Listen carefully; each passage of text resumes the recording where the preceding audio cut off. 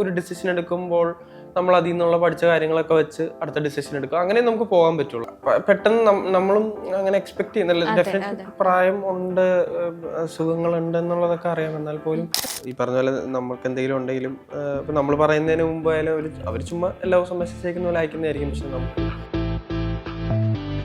അതിൽ അതീവ ഗ്ലാമറസ് ആയി എന്നൊക്കെ പറയേണ്ട ആവശ്യമുണ്ടെന്ന് എനിക്ക് തോന്നുന്നില്ല. ഇത് ആവശ്യമില്ലാത്ത കാര്യങ്ങൾ പറയുന്നത് ഇത്തിരി. നമ്മൾ ആരുടെടുത്തെങ്കിലും ഒന്ന് സംസാരിക്കണം, അല്ലെങ്കിൽ ഐ ആം നോട്ട് ഓക്കെ എന്നുള്ളൊരു അവസ്ഥ ഉണ്ടാവും. അങ്ങനെ അൺഎക്സ്പെക്റ്റഡ് ആയിട്ട് മൈൻഡ് അറിഞ്ഞ് ടെക്സ്റ്റ് ചെയ്യുന്ന അല്ലെങ്കിൽ കോൾ ചെയ്യുന്ന ഒരു ഫ്രണ്ട് ആരായിരിക്കും? എന്തോ ഒരു റീസൺ കൊണ്ട് നമ്മൾ ചെയ്യൂല. അതെ, നമ്മൾ വെറുതെ ചെയ്യാതിരിക്കും. അതിന്റെ ആവശ്യം എന്താ? ഒരു മൊമെന്റിൽ തീരാനല്ലേ ഉള്ളൂ. ഇങ്ങനെ കഴിഞ്ഞു. എനിക്ക് ആലോചിക്കാൻ കൂടെ, എനിക്ക് പ്രോസസ് ചെയ്യാൻ പറ്റാത്തൊരു ഇമോഷനാണ്. അവൻ എന്നെ രാവിലെ വിളിക്കുക, ഇതേ ഞാൻ ഒരു സ്വപ്നം കണ്ടു, അതിൽ ഇതേ ഓക്കെ അല്ലായിരുന്നു. കുറേ നാളായി ഞാൻ ഒരു സാൻഡ് കാസിലൊക്കെ ഉണ്ടാക്കി ബീച്ചിൽ വന്ന് കളിക്കുകയൊക്കെ ചെയ്തിട്ട് അങ്ങനെ സാൻഡൊക്കെ കൊണ്ട്. അപ്പോൾ immediately my first response without thought was like. ഞാനും ഭയങ്കര ഫസ്റ്റ് ഡേ തന്നെ പോയി കാണാൻ കാത്തിരുന്നൊരു സിനിമയാണ്. അപ്പോൾ അത് ഈ പറഞ്ഞാൽ ഡിലേ ആകുമ്പോൾ അതിൻ്റെതായ ഒരു വിഷമമുണ്ട്. ഭയങ്കരമായിട്ട് ഇപ്പോഴും വെയിറ്റിംഗ് ആണ് ഇറങ്ങാനും കാണാനും ഒക്കെ. വലിയ കാര്യങ്ങൾ ചെയ്യാൻ പോകുന്ന ഒരാളെ ഞാൻ എന്തിനാ വെറുതെ. ഹോം അപ്ലയൻസ് വാങ്ങാൻ ഒരിടത്ത്, ക്രോക്കറി വാങ്ങാൻ വേറൊരിടത്ത്, ഗാഡ്ജറ്റ്സ് വാങ്ങാൻ വേറെ എവിടെയോ ഒരിടത്ത്. അതെ, എന്തിനെങ്ങനെ പലയിടത്തും ഓടണം? മൈജി ഫ്യൂച്ചർ ഉണ്ടല്ലോ. മൊബൈൽ ഫോൺ മുതൽ ഹോം അപ്ലയൻസസ് വരെ എല്ലാം ഒരിടത്ത്. ഏറ്റവും കുറഞ്ഞ EMI. അങ്ങനെയാണെങ്കിൽ ഏറ്റവും കുറഞ്ഞ വില. എന്നാ ഏറ്റവും കൂടുതൽ ഓഫറുകൾ. MyG future, experience the next. MyG ആണ് ഫ്യൂച്ചർ. സുഖമാണ് എന്ന് പറയുന്നത് ഇപ്പോഴത്തെ ജനറേഷനിൽ അല്ലെങ്കിൽ ഇപ്പോഴത്തെ കാലഘട്ടത്തിലേക്ക് കുറച്ച് റെയർ ആയിട്ടുള്ള ആൻസർ ആയിരിക്കും. പക്ഷെ അങ്ങനെയല്ല, ഒരു സിനിമ വരാണ് അങ്ങനെ ഒരു ടൈറ്റിലിൽ. അതിന്റെ 2 അതിഥികളുണ്ട്. രണ്ടുപേർക്കും നമസ്കാരം. രണ്ടുപേർക്ക് സുഖാണോ? സുഖമാണ്. അങ്ങനെ ആരെങ്കിലും ചോദിക്കാറുണ്ടോ? നമ്മള് എന്താ പറയാ, പ്രൊമോഷനായിട്ട് എല്ലാരും ചോദിക്കുന്നുണ്ട്. അല്ല, ജനറലി ഓൾസോ നമ്മളൊരു ഫോർമാലിറ്റിയുടെ പേരിൽ നമ്മളും അല്ലെങ്കിൽ പലരും ഒക്കെ ആയിട്ട് നമ്മുടെ അടുത്ത് ചോദിക്കുകയും നമ്മളും അതിനൊരു ഫോർമാലിറ്റി എന്നുള്ള രീതിയിൽ സുഖമാണെന്ന്, സുഖം അല്ലെങ്കിൽ പോലും ചിലപ്പോൾ സുഖമാണെന്നോ അങ്ങനെ പറയേണ്ടി വന്നിട്ടുണ്ടോ? അല്ല, അത് ജനറൽ ആയിട്ടുള്ള ഒരു കാര്യമാണല്ലോ. നമ്മള് ചിലപ്പോൾ നമ്മളത് ശരിക്കും മീൻ ചെയ്തിട്ടായിരിക്കും പറയുന്നത് സുഖമാണെന്നുള്ളത്. ചിലപ്പോൾ നമ്മളതൊരു ഫോർമാലിറ്റിയുടെ പേരിൽ പറയാറുണ്ട്. അപ്പം സിനിമയിലേക്ക് വരികയാണെങ്കിൽ ടൈറ്റിൽ കാണുമ്പോൾ എന്തോ വലിയ കാര്യമുണ്ട്, എന്നാൽ കാര്യമില്ലായികയില്ല എന്നുള്ളത് എനിക്ക് അറിയാം. എങ്കിലും ഒരു മരണം റിലേറ്റ് ചെയ്തിട്ടാണ്. ഡെലുലു ഉണ്ടോ എന്നുള്ളതായിരുന്നു ഇന്നലത്തെ ക്വസ്റ്റ്യൻ എന്ന് എനിക്കറിയാം. പക്ഷെ ഇതിൽ ഡെലുലു ഇല്ല എന്നറിയാം. നിങ്ങൾ തമ്മിലുള്ള കണക്ഷൻ ആദ്യം പറയും. ശരിക്കും 3 ക്യാരക്ടേഴ്സിന്റെ കഥയാണ് സുഖമാണ്. ഈ പറഞ്ഞാൽ ജഗദീഷ് ചേട്ടൻ ചെയ്യുന്നത് ഐപ്പ് എന്ന് പറഞ്ഞൊരു ക്യാരക്ടർ, ദേവിക ചെയ്യുന്ന ചാരു എന്ന് പറഞ്ഞ ക്യാരക്ടർ, ഞാൻ ചെയ്യുന്ന തിയോ എന്ന് പറഞ്ഞ ക്യാരക്ടർ. ഇവർ 3 പേരും ഇവരുടെ ജീവിതത്തിൽ ഒറ്റപ്പെടൽ ഫേസ് ചെയ്യുന്നവരാ. പല പല കാരണങ്ങളാൽ പല പല രീതിയിലുള്ള ഡിഫറെന്റ് ടൈപ്സ് ഓഫ് ലോൺലിനെസ്സിൽ കൂടെ കടന്നു പോകുന്ന ആൾക്കാരാണ്. അപ്പൊ ഇവര് 3 പേരും എങ്ങനെയാണ് ജീവിതത്തിൽ ഒരു കംഫർട്ട് കണ്ടെത്തുന്നതും എങ്ങനെ ഇവര് തമ്മിലൊരു കണക്ഷൻ വരുന്നതെന്നൊക്കെയുള്ളതാണ് ബേസിക്കലി സിനിമ. അങ്ങനെ ഒരു സർട്ടൺ പോയിന്റിലാണ് ചാരു എന്ന ക്യാരക്ടറിനെ തിയോയും ഐപ്പും മീറ്റ് ചെയ്യുന്നത്. പിന്നെ എങ്ങനെയാണ് അവരുടെ ലൈഫ് ഒരുമിച്ച് എങ്ങനെയാണ് എന്തിലൂടെയൊക്കെയാണ് കടന്നു പോകുന്നത് എന്നൊക്കെയുള്ളതാണ് സിനിമ. ഈ ട്രെയിലർ ഇറങ്ങിയ സമയത്ത് അതിന്റെ ഇടയിൽ ഒരു കമന്റ് ഉണ്ടായിരുന്നു, ഇനിയിപ്പോ സിനിമ കാണണ്ടല്ലോ, ഫുൾ കഥയായല്ലോ എന്നുള്ളത്. അങ്ങനെ തോന്നി? അങ്ങനത്തെ കമന്റ്സ് ശ്രദ്ധിച്ചിരുന്നു? ഈ പറഞ്ഞ പോലെ നമ്മുടെ സിനിമ അങ്ങനെ ഭയങ്കര ബിഗ് ട്വിസ്റ്റ് ആൻഡ് ടേൺസ് പോകുന്ന ഒരു സിനിമയല്ല. അപ്പൊ അങ്ങനെ അങ്ങനെ ഭയങ്കര ഒരു ട്വിസ്റ്റ് ഇത് ചെയ്യുക അങ്ങനത്തെ ഒരു സിനിമയല്ല. എന്താണ് അടുത്ത് നടക്കാൻ പോണെന്ന് കാത്തിരിക്കുന്നത് കാണണ്ട അങ്ങനത്തെ ഒരു ഇതല്ല. ഭയങ്കര ഒരു സിമ്പിളായിട്ട് നമുക്ക് നമുക്ക് ഒരു ചിരി വരുന്ന രീതിയിലോ അല്ലെങ്കിൽ നമ്മളിടയ്ക്ക് വിഷമിപ്പിക്കുന്ന അങ്ങനത്തെ ഒക്കെ ഉള്ള ഒരു സിനിമ. ഭയങ്കര ഒരു നമ്മുടെ ജീവിതത്തിന്റെ ഒരു സ്ലൈസ് ഓഫ് ലൈഫ് എന്നൊക്കെ പറയാൻ പറ്റുന്ന ഒരു ജോണർ ആയിരിക്കാം. അപ്പൊ ഇവരുടെ ഇപ്പൊ തിയോന്റെയും ഐപ്പിന്റെ ഒക്കെ ഓരോ വിഷമങ്ങള്. ഇപ്പൊ ഞാൻ കഥ കേൾക്കുമ്പോൾ നമ്മുടെ ഡയറക്ടർ അരുൺ, ഞങ്ങളുടെ ഒരു കോമൺ ഫ്രണ്ട് ഉണ്ട് ഡയറക്ടറിന്റെ, എൻ്റെ നവനീത് എന്ന് പറഞ്ഞു. പിന്നെ നവനീത എൻ്റെ അടുത്ത് ഇങ്ങനെ ഒരു കഥ അരുൺ എഴുതുന്നുണ്ട്, അപ്പൊ ഞാൻ അങ്ങനെയാണെന്ന് ഞാൻ കേട്ടു നോക്കിക്കോട്ടെ എന്ന് ചോദിക്കുകയും അങ്ങനെയാണ് ഞാൻ ഈ കഥ ആദ്യമായിട്ട് കേൾക്കുന്നത്. അപ്പൊ ഈ കഥ കേട്ടപ്പോൾ എനിക്ക് ഏറ്റവും കൂടുതൽ സ്ട്രൈക്ക് ആയത് എന്താന്ന് വെച്ചാൽ ഈ 3 ക്യാരക്ടേഴ്സ് ആയിട്ടുള്ള ഒരു കണക്ഷൻ എനിക്ക് ഭയങ്കരമായിട്ട് കിട്ടി. എസ്പെഷ്യലി ഞാൻ ചെയ്യുന്ന ക്യാരക്ടർ തിയോ. അപ്പൊ തിയോ എന്നല്ലല്ലോ ശരിക്കും ഒരു ചെല്ലപ്പേരും കൂടെ ആൾക്കാർ കളിയാക്കി വിളിക്കുന്നത്. അതെ. അപ്പൊ എങ്ങനെയാന്ന് വെച്ചാൽ ഇപ്പൊ തിയോ ചെറുപ്പം മുതലേ വളരെ കുഞ്ഞായിരുന്ന സമയത്ത് ഇവന്റേതായിട്ടല്ലാത്തുള്ള കാരണങ്ങളാൽ ഇവന്റെ ജീവിതത്തിൽ പല സംഭവങ്ങൾ സംഭവിക്കുകയും പിന്നെ ആ പോയിന്റ് മുതൽ അവൻ ജീവിതത്തിൽ ഒറ്റയ്ക്കാണ്. അവന് പറയത്തക്ക കാര്യമില്ല. അവന്റെ ഒരു ഗ്രാൻഡ് ഫാദർ ഉണ്ടായിരുന്നു, പുള്ളിയും ഒരു പോയിന്റിൽ മരിച്ചുപോയി. അപ്പൊ ആ പോയിന്റ് മുതൽ ഇവൻ ഒറ്റയ്ക്കാണ്. അവന്റെ ഒരു വീടും അവനും അല്ലാണ്ട് അങ്ങനെ ഒരു ചെറിയൊരു ജോലിയുണ്ട് എന്നുള്ളത്. ഇവന്റെ വിഷമങ്ങൾ പറയാനോ അല്ലെങ്കിൽ ഇവന്റെ സന്തോഷങ്ങൾ ഷെയർ ചെയ്യാനോ ഒന്നും ആരുമില്ല. അപ്പൊ ഈ കഥ കേൾക്കുമ്പോഴായാലും എനിക്ക് ഭയങ്കരമായിട്ട് ആ ക്യാരക്ടറിനോട് ഒരു വിഷമവും ഒരു അനുഭവം ഭയങ്കരമായിട്ട് തോന്നുന്നുണ്ടായിരുന്നു. അപ്പൊ എന്തിലൊക്കെ കൂടെയാണ് ഇത് കടന്നു പോകുന്നത്, അല്ലെങ്കിൽ ഇങ്ങനത്തെ ഒരു അവസ്ഥ വേറെ ആർക്കും വരില്ലേ? ഞാനും ആലോചിക്കുമായിരുന്നു ഞാൻ എന്തുമാത്രം ബ്ലെസ്ഡ് ആണ്. എനിക്ക് ഭയങ്കര എന്നെ സപ്പോർട്ട് ചെയ്യുന്ന ഒരു ഫാമിലി ഉണ്ട്, ഫ്രണ്ട്സ് ഉണ്ട്. അപ്പൊ ഇതൊന്നും ഇല്ലാത്ത ഒരാൾ എങ്ങനെയാണ്, അപ്പൊ അവൻ എങ്ങനെയാണ് ആ ലോൺലിനെസ്സിൽ നിന്ന് തന്നെ ഒരു കംഫർട്ട് അവന്റേതായ ഒരു വിയേർഡ് രീതിയിൽ കണ്ടെത്തുന്നത്? അതാണ് അവൻ ഈ പറഞ്ഞ പോലെ ഒരു ഡെലൂലു എലിമെന്റ് എന്നൊക്കെ തോന്നാം. പക്ഷെ ഭയങ്കര ഇപ്പൊ സർവ്വമായത്തിനെ പോലെ അല്ല. നമ്മൾ ഡയറക്റ്റ് ആയിട്ട് നോക്കുമ്പോൾ ഭയങ്കര സിമിലാരിറ്റി ഉണ്ട്. പക്ഷെ ഒൺസ് കഥയിൽ വരുമ്പോൾ അതിന് പല പല ഒരു കുറച്ച് ഫാന്റസി എലമെന്റ് ചേർത്തിട്ടാണ് അവർ ഇതിനെ പ്രസന്റ് ചെയ്തേക്കുന്നത്. പക്ഷെ നമുക്ക് എങ്ങനെ വേണമെങ്കിലും സ്വീകരിക്കാം. ഓപ്പൺ എൻഡ് ആണ്, നമ്മൾ അതിന് ഡീറ്റെയിലിംഗ് കൊടുത്തിട്ടുള്ളത്. അപ്പൊ ഓഡിയൻസിന് ഇഷ്ടമുള്ള രീതിയിൽ അതിന് സ്വീകരിക്കാം. അപ്പൊ എങ്ങനെയാണ് അവൻ അതിൽ കൂടെ ഇത് ചെയ്യുന്നതും അവന്റെ കംഫർട്ട് കണ്ടെത്തുന്നതും പിന്നെ എങ്ങനെയാണ് റിയൽ കണക്ഷനായിട്ട് അവൻ എത്തുന്നത്, എങ്ങനെയാണ് ചാരുവിനെ പരിചയപ്പെടുമ്പോഴും ഐപ്പിനെ പരിചയപ്പെടുമ്പോഴാണ് അവൻ ആഗ്രഹിച്ച ഒരു അവന്റെ ഒപ്പമുള്ള ആൾക്കാരോ അല്ലെങ്കിൽ അവനൊരു ബിലോങ്ങിങ് തോന്നുന്നത് ഇവരെയൊക്കെ പരിചയപ്പെടുമ്പോൾ. അപ്പൊ അങ്ങനെ ഭയങ്കര ഒരു എന്താ പറയാ ലോൺലിനെസ്സിനെ പറ്റി നമുക്ക് അതെ അങ്ങനെ ഭയങ്കര ചെറിയ ചെറിയ മൊമെന്റും ഇമോഷൻസും ഒക്കെ കാണിച്ചു പോകുന്ന ഭയങ്കര ലൈറ്റ് ഹാർട്ടഡ് ആയിട്ടുള്ള ഒരു സിനിമയാണ്. നമ്മുടെ പ്രയോറിറ്റി എന്ന് പറഞ്ഞാൽ അങ്ങനെ ചിരിപ്പിക്കുക എന്നുള്ളതല്ല, ആൾക്കാരെ ഒന്ന് ടച്ച് ചെയ്യാൻ പറ്റുക, അതിനാണ് നമ്മൾ ഏറ്റവും കൂടുതൽ ശ്രമിക്കുക. നമ്മൾ കാണുന്നവരും ഒക്കെ നമുക്കൊരു കണക്ഷൻ ഫീൽ ചെയ്യാം. ഞാൻ ചാരുവിനോടാണ് സംസാരിക്കുന്നത്. ചാരു എന്തിനാ ഇത്രയും മരണത്തിന് ഇത്രയും കൂടുതൽ ഇഷ്ടപ്പെടുന്നത്? ചാരു മരണത്തിന് എന്തിനാ, അത് ആ മോട്ടീവ് എന്താന്നുള്ളതാണ് അതിനെക്കാട്ടും. മരണത്തിനോടുള്ള ഇഷ്ടമായിരിക്കൂല ചിലപ്പോ. എന്തുകൊണ്ടാണ് ആ കുട്ടി അത് ഇഷ്ടപ്പെടുന്നതെന്നുള്ളത് സിനിമ എങ്കിലും ഇഷ്ടമല്ല. ചില സർക്കംസ്റ്റാൻസസ് നമ്മള് എങ്ങനെ ഹാൻഡിൽ ചെയ്യുന്നു എന്നുള്ളത് മാത്രമേ ഉള്ളൂ. ഇഷ്ടം എന്ന് വേണമെങ്കിൽ നമുക്ക് അതിനെ ഇന്റർപ്രറ്റ് ചെയ്യുന്നത് നമ്മളുടെ ഫ്രീഡം. പക്ഷെ ഇതും ഇറ്റ്സ് ബിക്കോസ് ട്രെയിലറിലുള്ള കാര്യങ്ങൾ മാത്രം കൊണ്ടാണല്ലോ. പക്ഷെ പടം കാണുമ്പോഴത്തേക്ക് കുറച്ചും കൂടെ ക്ലിയർ ആവും എന്താണ് ചാരുവും ഇതും തമ്മിലുള്ള ഡെത്തും തമ്മിലുള്ള കണക്ഷൻ എന്നുള്ളത്. ഇപ്പം നമ്മൾ ലൈഫിൽ മരണത്തിന് നമ്മൾ ഇഷ്ടപ്പെടാത്തൊരു സാധനം മരണം. അപ്പം നമുക്ക് ഏറ്റവും ഇഷ്ടപ്പെട്ട ഒരാൾ മരണത്തിലേക്ക് പോകുമ്പോൾ നമ്മൾ സങ്കടപ്പെടും. അങ്ങനെ റിയൽ ലൈഫിൽ ഒരാൾ അൺഎക്സ്പെക്റ്റഡ് ആയിട്ട് മരിക്കുമ്പോൾ അല്ലെങ്കിൽ മരണം ഏറ്റവും കൂടുതൽ സങ്കടപ്പെടുത്തിയ ആരായിരിക്കാം റിയൽ ലൈഫിൽ?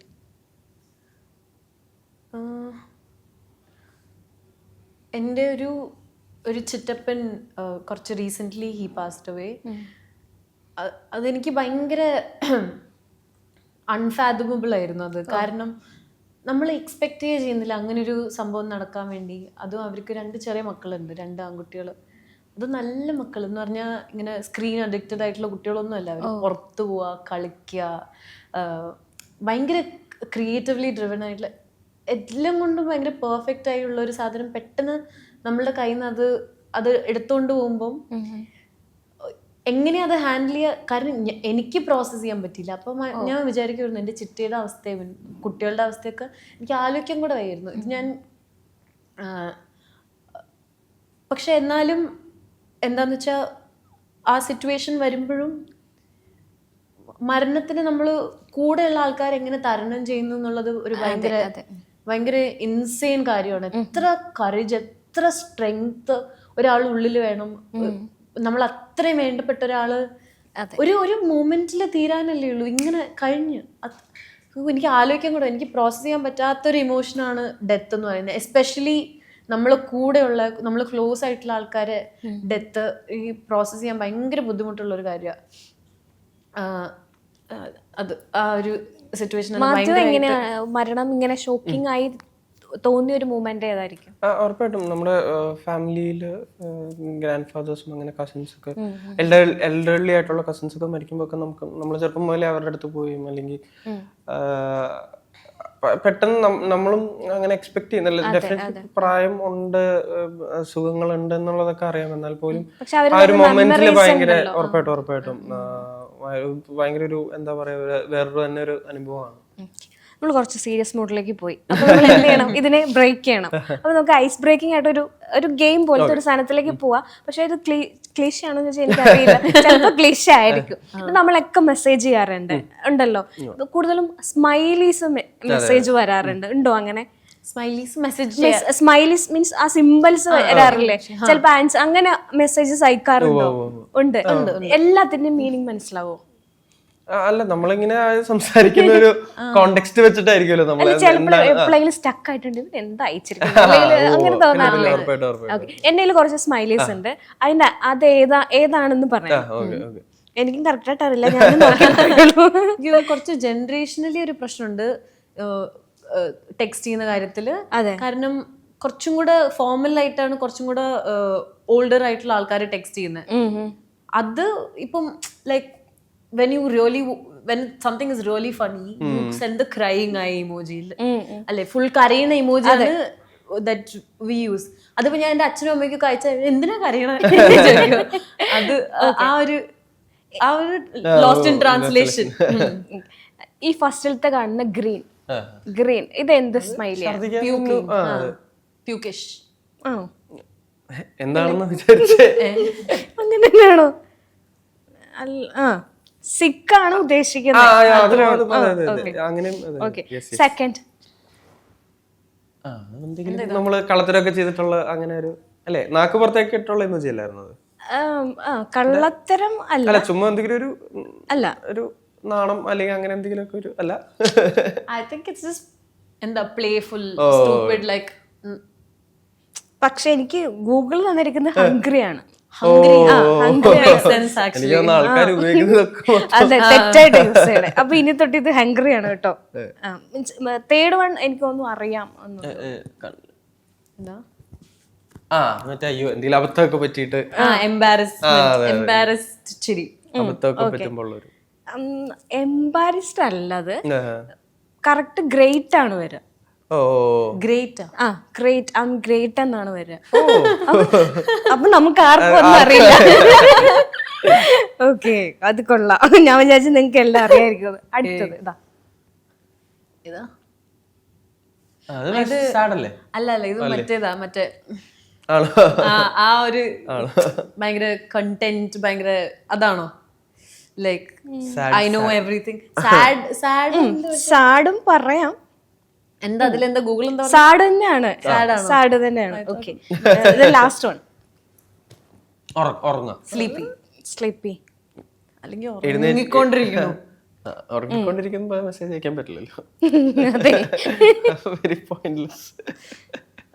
സ്ലീപ്പി അല്ലെങ്കിൽ മൂഡില്ല എന്നുള്ളത്. അതായത് നമ്മളൊരു കോൺവെർസേഷൻ എൻഡ് ചെയ്യണം എന്നുണ്ടെങ്കിൽ വേണമെങ്കിൽ ഇത് അയക്കാം എന്നുള്ളത്. അതന്നെ, ബോറിംഗ് എന്നുള്ള സാധനം. ഓക്കെ, ഇപ്പൊ ഞാൻ ആ ഗെയിമിൽ വിചാരിച്ചു, ഞാൻ നിങ്ങൾക്ക് ആർക്കും ഒന്നും, നിങ്ങൾക്ക് എല്ലാം അറിയാം, എനിക്കൊന്നും അറിയില്ല. ഞാൻ ഗൂഗിളിന്റെ ശരിക്കും നമ്മൾ ഇത്ര നമ്മുടെ ഇപ്പൊ നമ്മളൊരാൾ ടെക്സ്റ്റ് ചെയ്യുമ്പോഴൊക്കെ നമുക്ക് അവരായിട്ടുള്ളൊരു ബന്ധം, അപ്പൊ നമുക്ക് എന്താ തോന്നുന്നത് കമ്മ്യൂണിക്കേറ്റ് ചെയ്യാൻ നമുക്ക് പറ്റിയൊരു സാധനം അയക്കുക, അവർക്കും അത് മനസ്സിലാവും. അങ്ങനെയാണല്ലോ പോകുന്നത്.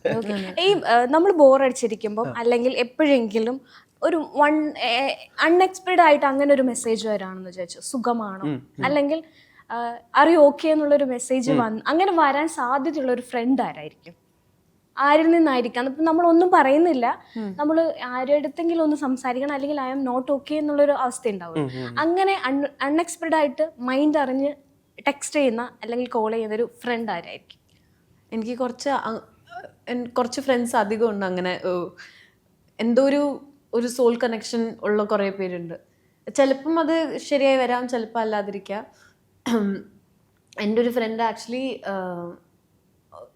വെരി റീസെൻ്റ്ലി അവൻ എന്നെ രാവിലെ വിളിക്കുക, ഇതേ ഞാൻ ഒരു സ്വപ്നം കണ്ടു, അതിൽ ഇതേ ഓക്കെ അല്ലായിരുന്നു, ഓക്കെ ആണോ നോക്കാൻ വേണ്ടി വിളിക്കുന്നത്. അവൻ എണീറ്റപാട് വിളിക്കുക ഓക്കെ ആണോ നോക്കാൻ വേണ്ടി. അതേപോലെ തന്നെ എൻ്റെ വേറൊരു ഫ്രണ്ട് ഒരിക്കൽ ഒരു സ്വപ്നം കണ്ടു, ദേവിക ഞാൻ എന്നൊരു സ്വപ്നം കണ്ടു, നീ ഒരു ബീച്ചിൽ കൂടെ ഇങ്ങനെ നടന്നു പോവാ, ഞാൻ ബാക്കിൽ ഇങ്ങനെ വരുന്നുണ്ട്, ദേവിക എന്ന് വിളിക്കുന്നുണ്ട്, പക്ഷെ യു ആർ നോട്ട് ലിസണിങ്, പോയിക്കൊണ്ടിരിക്കുക, എന്തെങ്കിലും പ്രശ്നമുണ്ടോ, I you okay? And I was not okay at that time.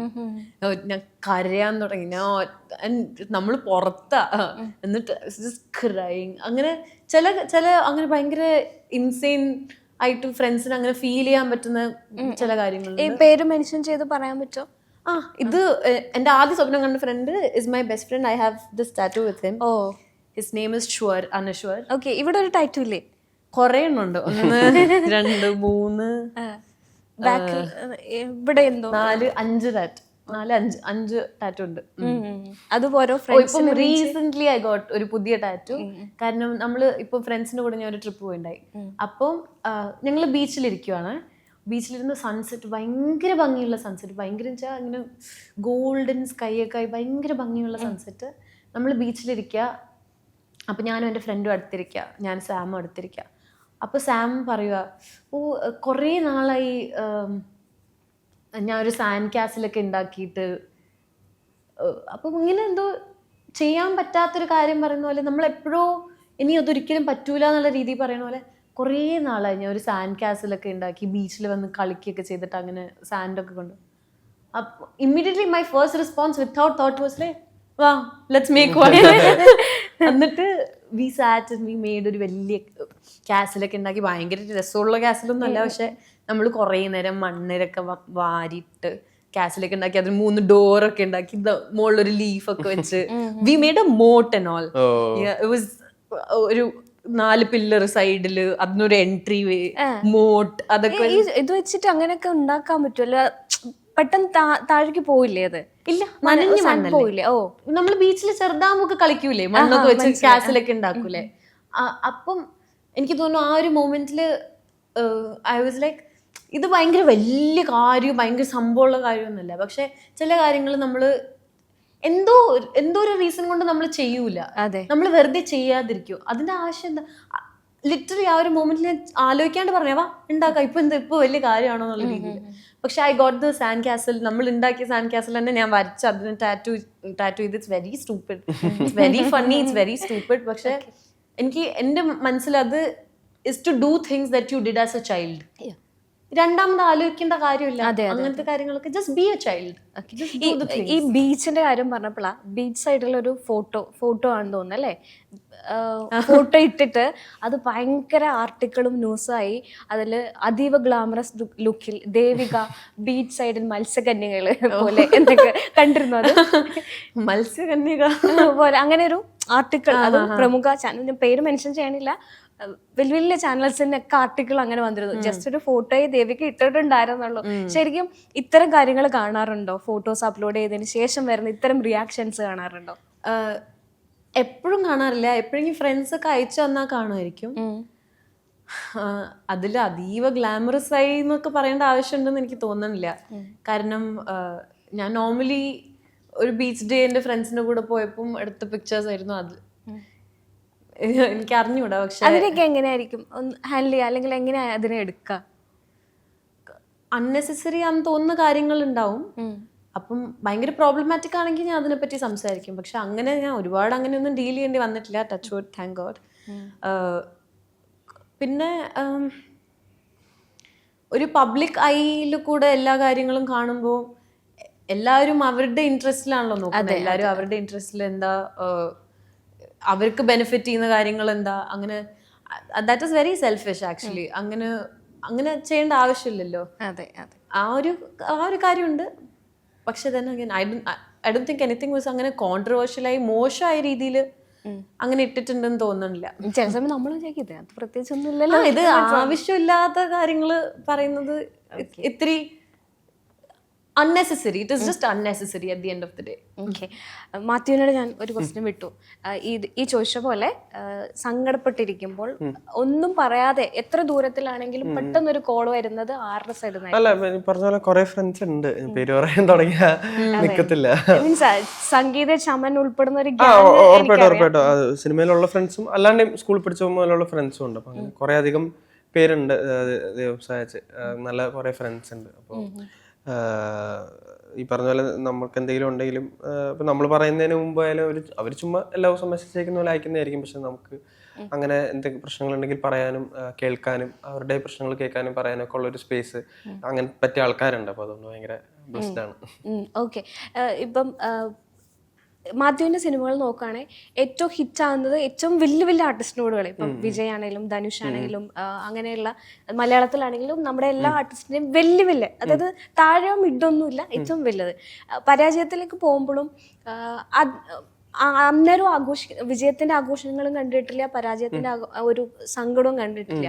പക്ഷെ എങ്കിലും ഒരു മൊമെന്റ് ഉണ്ടാവുമല്ലോ, ഈശ്വര എന്റെ ഡിസിഷൻ തെറ്റായി പോയോ, അല്ലെങ്കിൽ ഞാൻ ഡിസിഷൻ എടുക്കാൻ കുറച്ച് തെറ്റായിട്ടുള്ളതാണോ എന്ന് തോന്നും. അങ്ങനെ ഒരു മൂവ്മെന്റ് ഉണ്ടായിട്ടുണ്ട് പരാജയങ്ങൾ വരും. അല്ല എന്തായാലും ഇപ്പോ വിജയാണെങ്കിലും പരാജയമാണെങ്കിലും ഒന്നും കുറെ നേരം പിടിച്ചോണ്ട് വെക്കണ്ട എന്നുള്ളത് തന്നെയാണ്.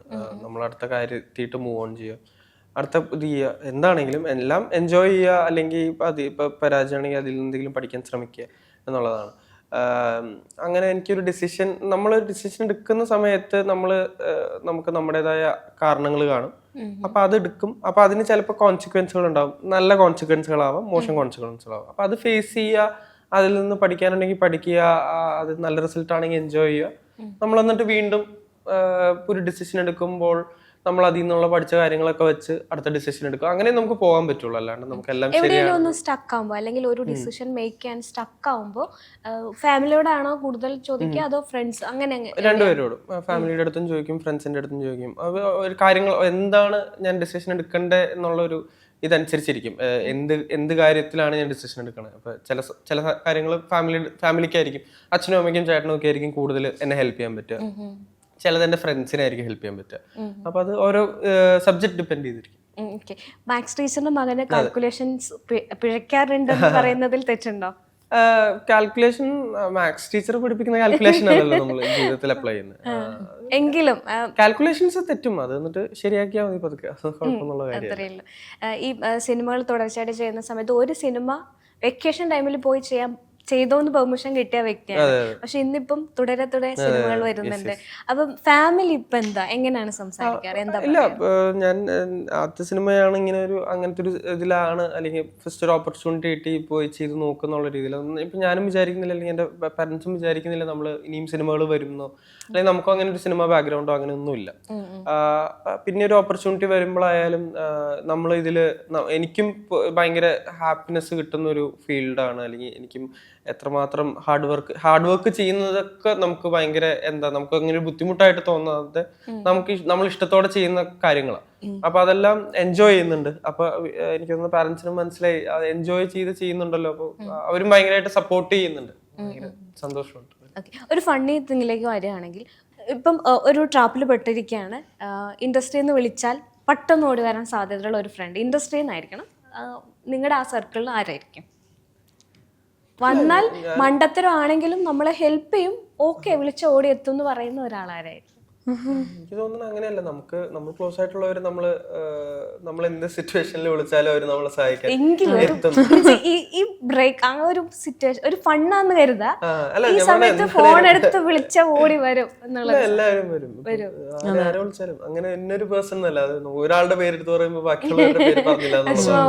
അതെ, അപ്പൊ ആര് വിളിച്ചാലും നമ്മള് കൂടെ വെക്കുന്നവരൊക്കെ ആയാലും നമ്മള് നമ്മളിപ്പോ സെറ്റിൽ ആണെങ്കിൽ പോലും ഭയങ്കര സീരിയസ് അല്ലല്ലോ എപ്പോഴും. നമുക്കും മണ്ടത്തരങ്ങൾ പറ്റും. നമ്മളതിലൊക്കെ പറയുന്ന ചിരിച്ചും കളിച്ചും ഒക്കെ തന്നെയാണ് വർക്ക് ചെയ്യുന്നത്. അപ്പൊ അങ്ങനെ എന്തെങ്കിലും ഒക്കെ ഉണ്ടെങ്കിൽ വിളിച്ചാൽ ആരും വരും. ഓക്കെ,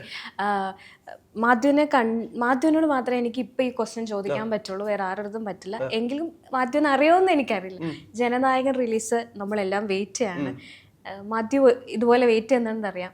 എന്താണ് ഇപ്പൊ സംഭവിക്കുന്നത്, അല്ലെങ്കിൽ എന്തെങ്കിലും ഒരു ഐഡിയ ഉണ്ടോ? അറിയില്ല. ഞാനും ഭയങ്കര ഫസ്റ്റ് ഡേ തന്നെ പോയി കാണാൻ കാത്തിരുന്നൊരു സിനിമയാണ്.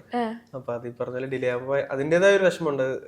ഭയങ്കരമായിട്ട് ഇപ്പോഴും വെയിറ്റിംഗ് ആണ് ഇറങ്ങാനും കാണാൻ വേണ്ടി. മീൻസ് എപ്പോഴെങ്കിലും പിന്നീട് കോണ്ടാക്ട് ചെയ്തിട്ടുണ്ടോ ആളുമായിട്ട്? ഇല്ലല്ല, ഞാൻ അങ്ങനെ എനിക്ക് അങ്ങനെ പേഴ്സണലി അവർക്ക് അവരുടേതായ തിരക്കുകളുണ്ട്. അല്ല, എങ്കിലും എപ്പോഴെങ്കിലും ഒരു വലിയ കാര്യങ്ങൾ ചെയ്യാൻ പോകുന്ന ഒരാളെ ഞാൻ വെറുതെ എനിക്ക് ഉണ്ടായ മൊമെന്റ് ഞാൻ ഭയങ്കരമായിട്ട് ഇപ്പോഴും ചെറിഷ് ചെയ്യുന്ന ഒരു ഇതാണ്. ഭയങ്കര സന്തോഷവും ഭാഗ്യമൊക്കെയാണ് അങ്ങനത്തെ ഒരു മൊമെന്റ് കിട്ടിയതില്.